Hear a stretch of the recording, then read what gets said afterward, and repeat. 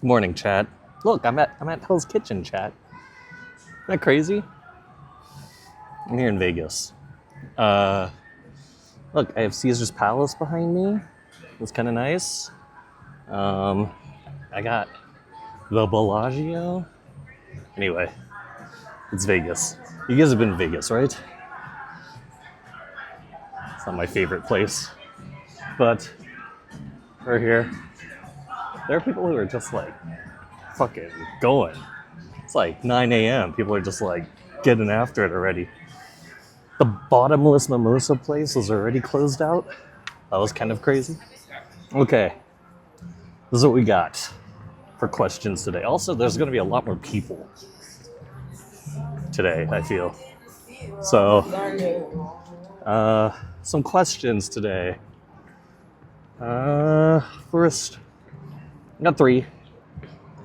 These are a little big, actually. A little meaty. So, we'll see what how long it takes to get through them. But oh, look, nice. Okay. Few questions. Also, it is GM meetings this week, so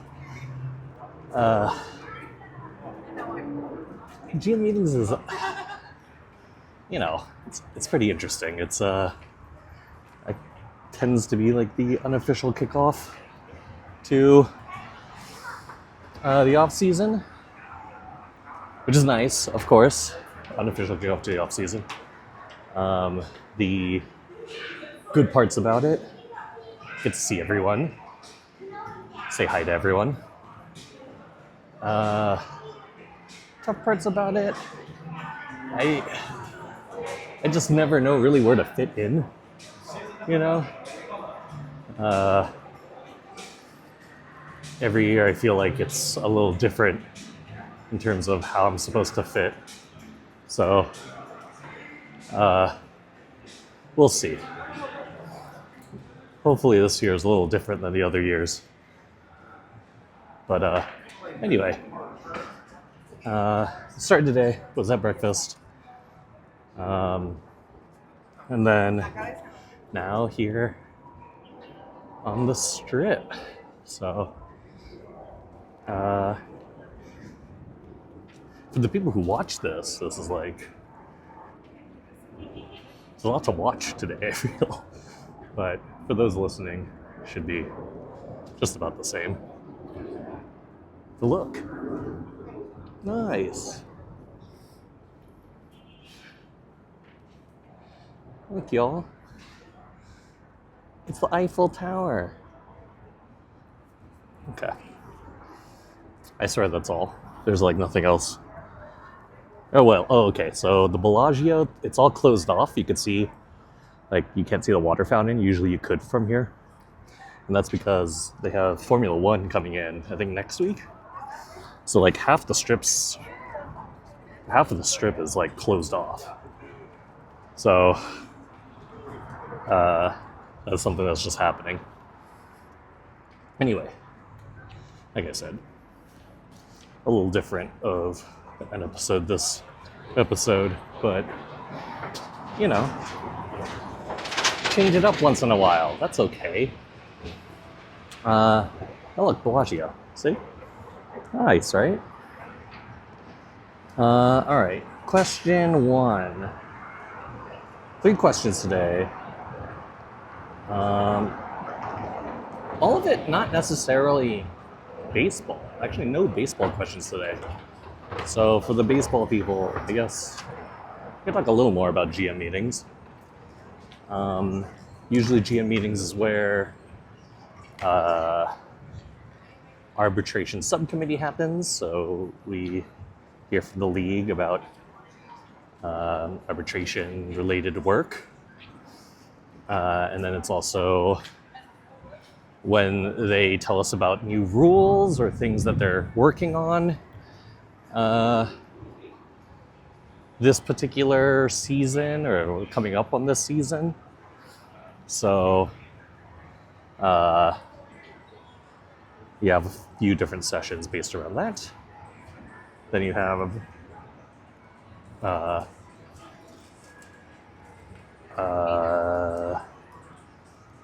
lot of different, like, it is the one time when like everyone's in the same room, and so literally you could just talk to every single person you want to from every single team, like everyone who can make a decision. Like if you want to do a deal, every single person who can make a deal is like in this room, right? And like more or less it's, you know, some teams have to get ownership approval on top of it, some have to get like financial or CFO approval, but if you want to do a deal and you want it down and like you handshake on it and it just needs to get approved, you could do it here. Like this is like we are staring each other in the face at this point. So it's yes or no. There's no non-committal answers when you ask questions during this week. So it's kind of cool. It's kind of nice. So, okay. Question 1. We got, for coworkers every year, if you have new coworkers every year, I actually didn't realize that this was sometimes unique to, not unique, but some industries you don't have a lot of turnover. You know, some industries you have very little turnover. So baseball is a pretty high turnover industry when it comes to it. And when it comes to high turnover, like it does present its own challenges. Hold on, this is a little loud.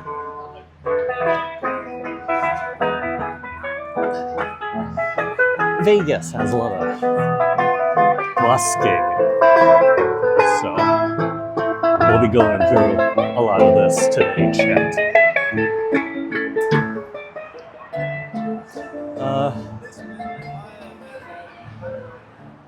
Maybe I could hop into like a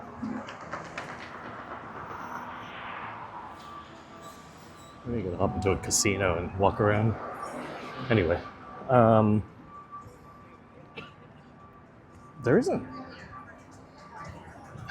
I'm trying to, like, there are industries, like, I remember when I worked in Muir Woods, the rangers and the staff who worked at Muir Woods, the people who were all there, like, really low turnover. The churn was really at the seasonal level, like, people like me, like, doing cashier work, selling stuff out of the bookstore. So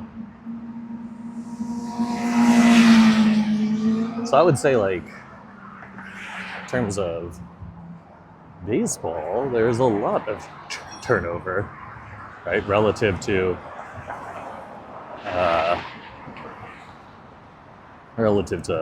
maybe other industries. So question being, what are, like, pros and cons when you have, like, such high turnover? The biggest cons, I'll start there. Cons makes a lot of sense, right? Like, just think of all the cons that there would be in training someone up and then losing them in a year. And for me, like, my onboarding process, it is quite literally a year, not a year, 3 months of the year. Like, your first 2 months, you're just, like, doing introductions, meeting people on different teams, meeting people who are working on the projects that you'll be helping support or work on. And then, like, having your handheld for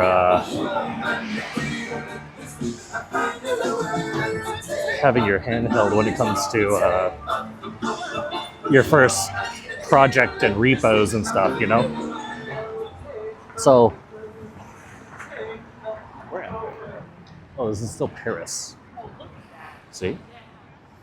Nice, chat.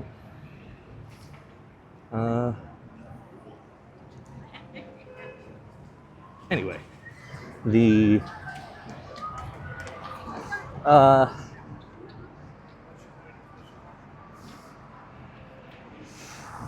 the onboarding itself, is, it takes a while. And so if you think like 2 to 3 months of your 12 months are going to be onboarding, theoretically you're doing that so, you know, once you're hitting the ground running, you're pretty autonomous. That's why I spend a lot of time on onboarding and onboarding docs. But when you do have like churn within the year, oh man, this is like,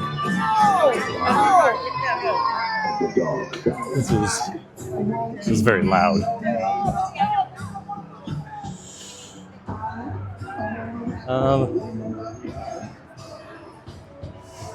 So when you do have, oh, actually, let's go this way. When you do have all this time invested into onboarding, you're not doing a ton, or you're doing a ton just to get them going, and then once they are going, like, if you think they're gone in like 6, 7, 8 months, that's pretty tough. So I tend to think like onboarding docs or onboarding or high churn really disrupts that process, right? Like in my mind, I don't want high churn. In my mind, people who are hired indefinitely, I want to think they're going to be there for a long time. So, and maybe that's like wrong on me, assuming that people are going to stick around for longer than they actually do, but it is something I reckon with. Like, I'd rather just treat them as if they are, versus the other way, right? Optically, if you're giving people small potatoes over and over again,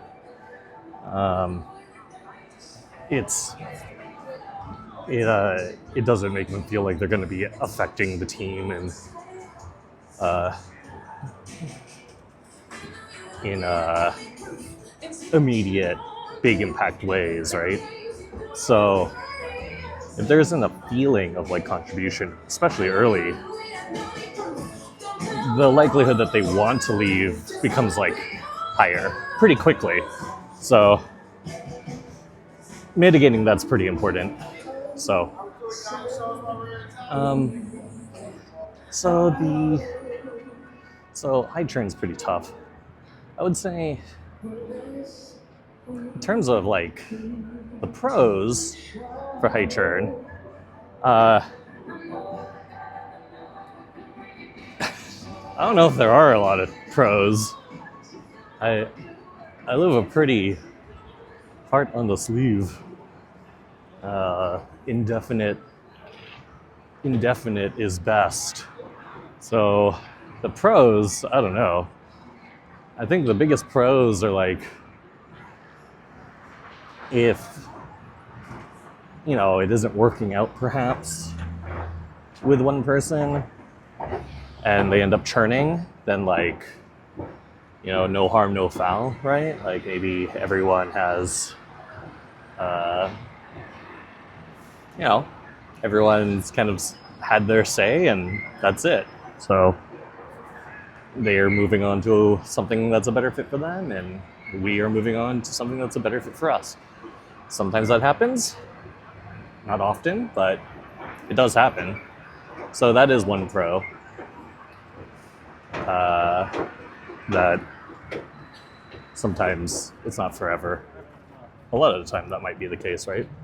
So, I think it's down that way.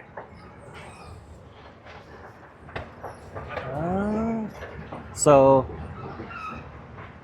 man, this is like, F1 is really messing up the strip, but you can see all like the scaffolding for it. It's New York, New York. But like, there's a ton of like, all of this is like construction related to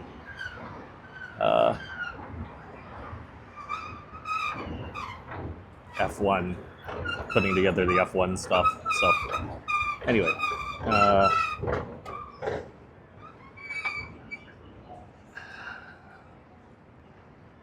I would say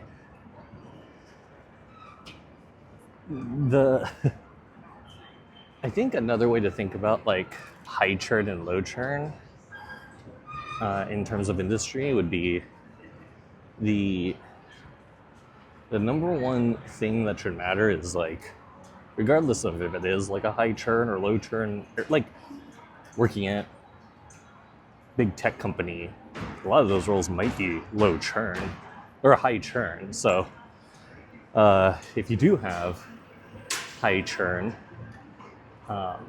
then like, is that something you want, or are you thinking beyond that, right? Like, are you thinking, well, this industry, there's a lot of churn at the entry level, but you're trying to build the career in that industry. Once you get above the high churn entry level roles, maybe you're now in an extremely low churn role, right? Like, you're a manager, you're some sort of supervisor, you're a director, and people don't usually move off of those within the year, right? So there are ways to think about like,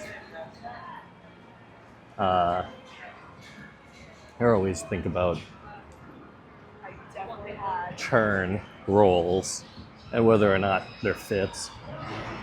But for me, I don't really see like I don't necessarily see it as like a high churn, low churn equals good or bad, right? I think it's just the nature of the roles, and sometimes there's fits and sometimes there aren't. And it's my job to make sure that everyone has a nice place to fit. Because if I'm not doing that, then that's like, then I'm not a good boss, right? I'm not maximizing the things I need people to maximize. So that's kind of how I see it. Okay. Next. Someone asked.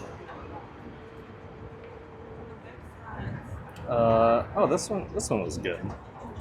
Someone asked what the difference is between working for a big college versus working for a pro sports team, and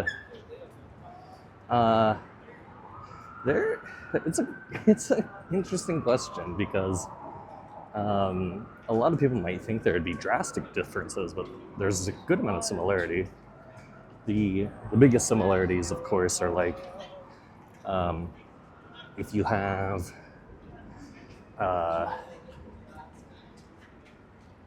particularly from like the analytics side of things, if you have staff who are doing analytics work, doing projections work, a lot of that could be the same, right?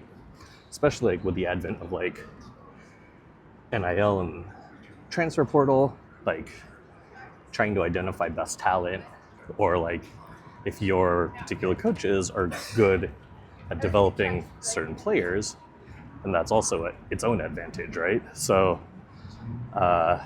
think if you're like a program like I went to school at St. Mary's, right? So like if you went to St. Mary's, it's not a big program. They don't recruit particularly the high, you know, top prospects in the nation, usually they're known for like international prospects, specifically Australian prospects. But like now with NIL, even those prospects who end up like panning out to be okay, they end up transferring within the year, perhaps.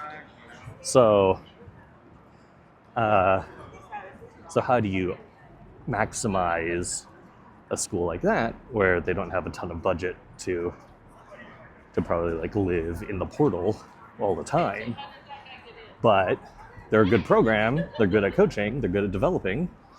So like, what's the best bang for the buck there, right?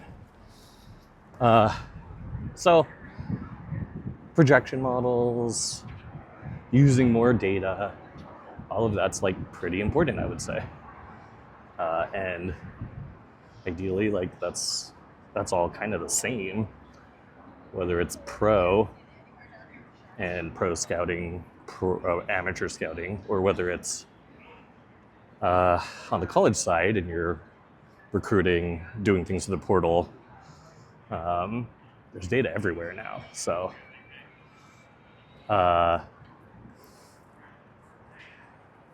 anyway,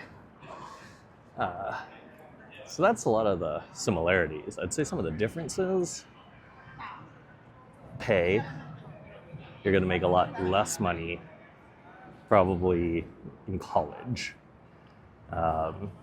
because there aren't that many. There aren't right now. There aren't that many fully fleshed out athletic departments. Because when you think about doing it at the college level, let's say you're working for the baseball team. Well, you wouldn't just be doing the baseball team, right? Like that would be not the best investment on the college's part. So you'd most likely be doing it for all the teams that they have a particular data set for, right? So you're going to do more with a lot less, and then you probably have less people doing stuff, right? Like my team, I have like 10 people. At a college, you might have one other person, maybe two. Maybe you work with a club, like the Sports Analytics Club, and that has high churn in, or even like questionable interest levels, right? So there's a good amount of variability and quality difference when it comes to that stuff. So that's another side of it too, where differences between pro and college, just in personnel, is pretty different. And a lot of that's due to pay. Now, in the future, I would reckon some of these bigger programs begin to flesh out more analytics, more front office type functions, because the sport is becoming, at the collegiate level, more like similar to the professional sport landscape, which, you know, that's a different debate. But for what you're working around, what you're working with, if it is closer to the functions of a professional team, you're going to need the functions of a professional team. That would be my argument. In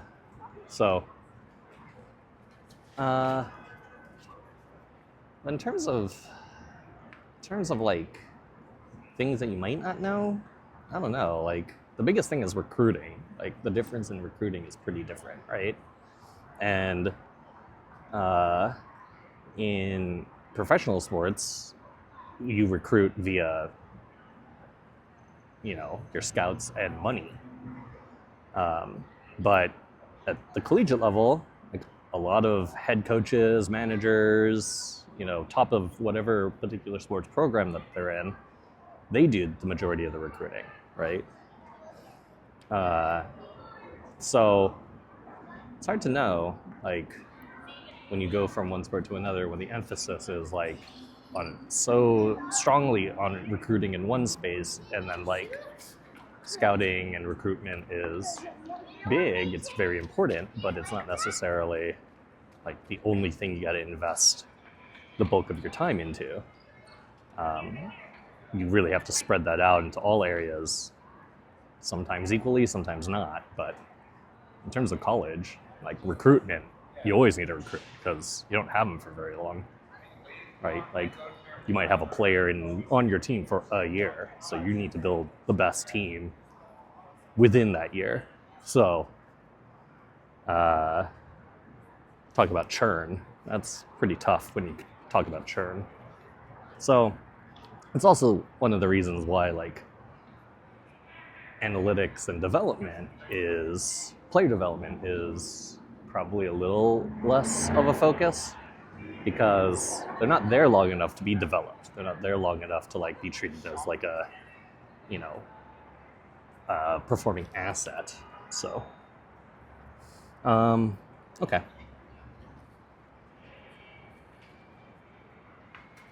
Next, I think this is the last one I got for today. I will say once again, chat, I will do this probably one or two more times here. I have walked effectively half of this strip, and I have found this like tiny nook next to the Cosmopolitan and the Aria that is pretty quiet in the mornings. So maybe I just like do the walk and end up here at the end of it. But that was a lot. So it was a good amount of Vegas just now. All right. Last question is, oh yeah, this one's a good one. Very on the nose for my recent retirement, but someone asked, when do you know when to call it quits on a hobby?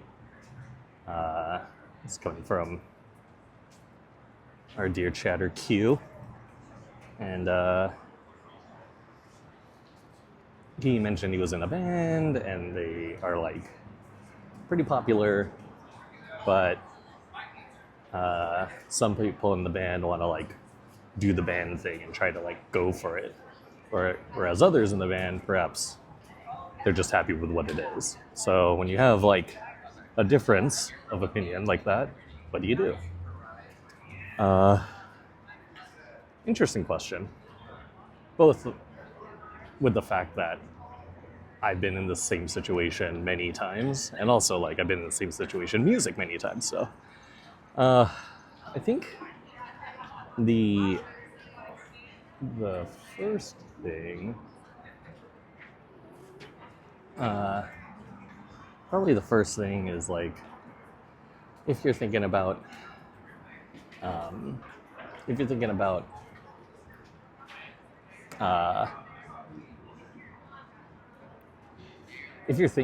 retiring from something, that's a big first sign, right? Like if you're just thinking, all right, I think it's time to hang it up, it means something's not there anymore, right? Because like, and I do this a good amount. I've done this several different times in my life, but the process that I go through now is like, once that like comes into my mind, where like I'm seriously considering like walking away from something, the first thing I like to think about is how long ago did I have that feeling? Because sometimes, like, what the hell is going on here? There's like this long ass line for something. What was that, chat?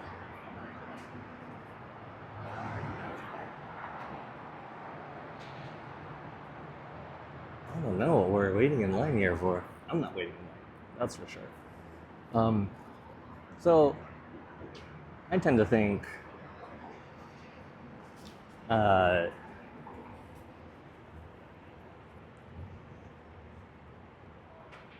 if I have that inkling of like, this isn't, like, I think I might have to quit, when was the first time, like, how long ago did you feel that? And like, it's a pretty important question, because there have been times where like it pops in my head and I've been able to ask myself that pretty quickly, and it's like, oh yeah, I just thought of this, right? Other times, like my streaming one, I asked myself that like several times over the last 2 years. And every time I was like, all right, when was the first time I thought about this? I was like, kind of after like my last really big sponsor. I was like, if I just never have a sponsor again, then like, am I just gonna do what I'm doing right now for indefinitely? So, I don't know. Like, I always trying to ask yourself like, when's the first time you thought about it is pretty important, because it tells you it wasn't just like yesterday you thought about something. It was like, you know, maybe you thought about something like several weeks ago, maybe several months ago, maybe years ago when you first had it cross your mind. So I would say that's pretty important. Ask yourself, like, when was the first time you thought about it? And like, once you kind of have a number on it, then you kind of have a handful of different paths from there, right? Like if it's very early, it's very early of you thinking about all of this stuff, then like, maybe the first thing you do is like, oh, okay, well, why, right? And you're gonna ask that question every time. Like, why? Why are you thinking about this? What's making you think about this? Is this reactionary? Is this not? You know? So,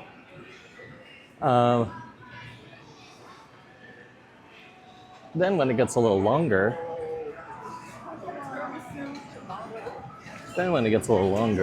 I would say, especially if it's like months, then maybe like, oh, I've been thinking about it for a few months now. Is that because it's consistently coming up where it's making you feel like you're doing a lot of work? Is it consistently coming up because it's making you feel like you're doing it for a reason that you didn't have before? Like, to what extent are you thinking about whatever you're thinking about? And for how long, right? Again, for how long? But I'd say the one that got me was like, after thinking about retiring for 2 years, right? And then finally saying like, all right, at the end of 24, I was like, all right, I know I'm gonna do it. I know when. Then I think like, honestly, it took me like putting it on paper. I was like, all right, if I do it, this is when, this is what I'd say. And is it like that day it's done, or are you done after a month, a year? Like, when do you actually call it?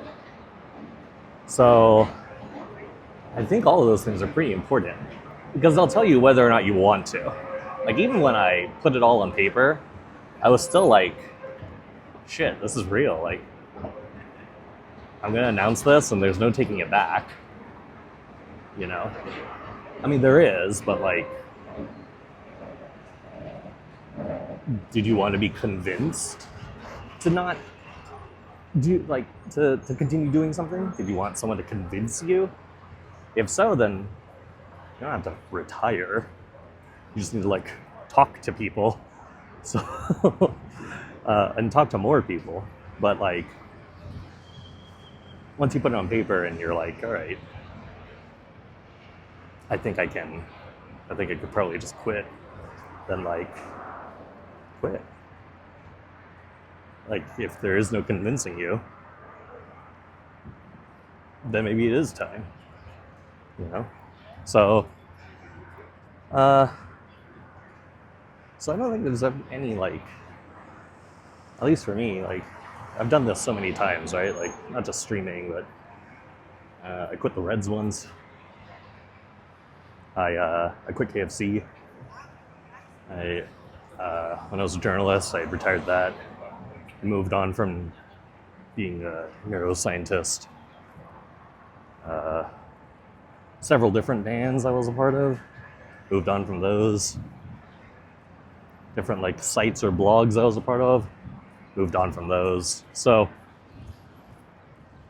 to what extent, like, to whatever extent that I've been able to like have success in different places and then like call it quits, every time, I mean, I think like it got a little easier every time, but still was like a pretty tough process, especially for the bigger career choices. So, but that process of like, how long have you been thinking about it? What do you ultimately want? And then like, have you considered all of the options? Right? The options being like, the easy one being retire or not retire. The harder ones being like, if you retire,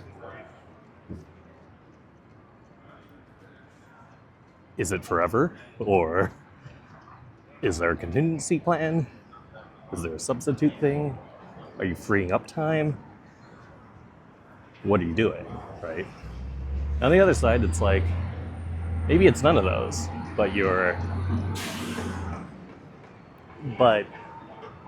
just not being stressed out because of the thing that you're doing. And that's completely fine too. So,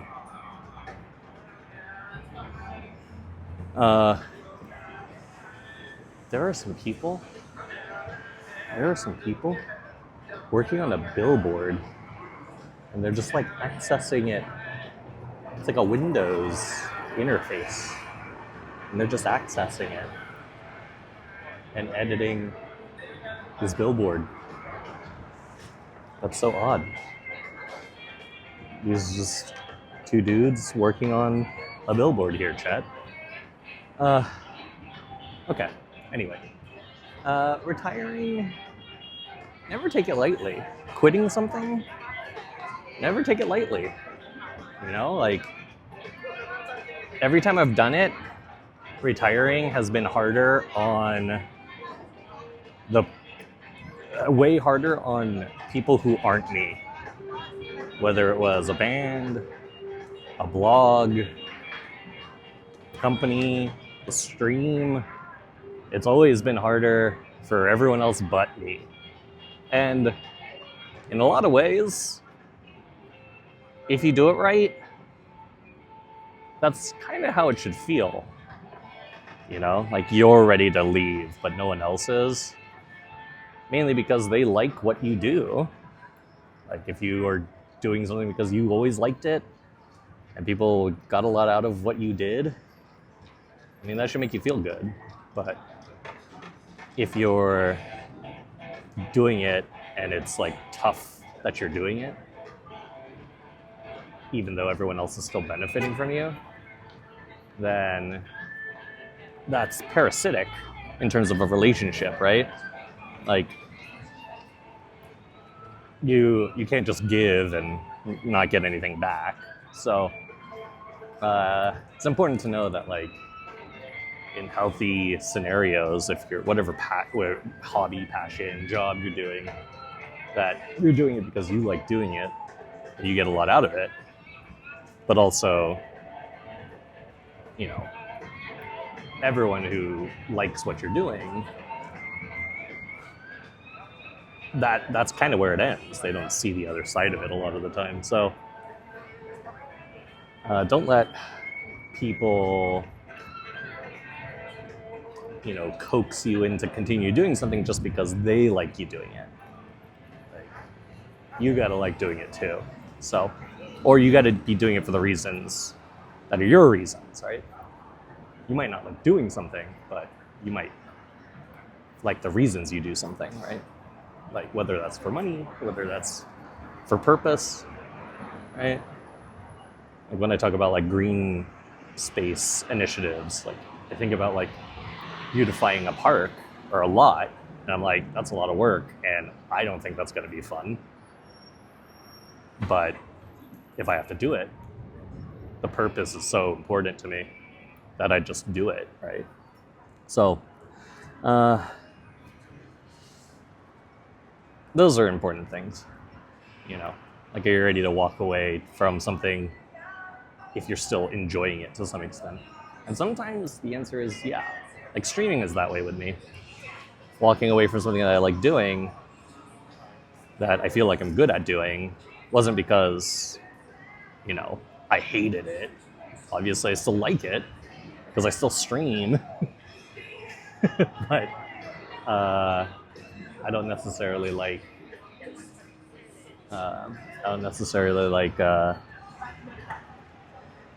Everything that came along with it, particularly the time away from my life. So I feel like the trade-off has been good for me, mainly because like the thing that I'm like betting on is myself and like doing more in my life. So, and that's been good, So similar for everyone else. Like if you believe that the best move is to get away from something because it's gonna make you happier, then like that's all the reason you need. And that should be the reason at the end of the day. Like you feel better because of the decision you made. So, okay. All right, chat. That's all I got. I went to CVS before I started this podcast, and like I've had this like thing of toothpaste in my pocket for the last hour and a half actually, because I spent the first like 45 minutes today just walking around the strip because I thought, I'm gonna be walking around for 30 minutes, then like how far away do I need to be in order to just like walk back to my room? And I found out that going one way it's about 20 minutes, and going the other way it's about 15. So I know my path, but next time I'll do it without toothpaste in my pocket. Okay, chat. From Vegas. I will see y'all, I think tomorrow. I'm gonna try to upload this right now, but I think tomorrow I'll be able to put another one out there. Questions are welcomed. I think I got like enough questions for one more, but short of questions,